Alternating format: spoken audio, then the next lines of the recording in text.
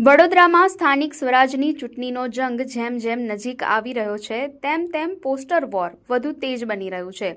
શહેરના ન્યૂ સમા રોડ બાદ હવે માંજલપુર વિસ્તારમાં પણ ચૂંટણી બહિષ્કાર અને ઉમેદવારો વિરુદ્ધના પોસ્ટરો સોશિયલ મીડિયાથી લઈને સોસાયટીઓના ગેટ સુધી પહોંચ્યા છે।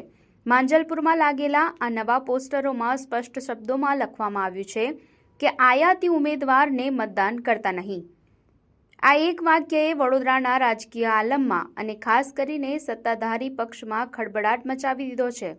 રાજકીય વિશ્લેષકો આ પોસ્ટરોને માંજલપુર ભાજપના આંતરિક અસંતોષ અને જૂથબંધીના સીધા સંકેત તરીકે જોઈ રહ્યા છે। શું આ પોસ્ટરો સ્થાનિક કાર્યકરોની નારાજગી છે કે પછી ટિકિટ ન મળતા ઊભો થયેલો આક્રોશ? તે તો આવનારો સમય જ બતાવશે। પરંતુ એક વાત નક્કી છે કે રોજબરોજ સામે આવતા આ વિરોધ પ્રદર્શનો અને પોસ્ટરોએ ચૂંટણી લડતા ઉમેદવારોની ઊંઘ હરામ કરી દીધી છે।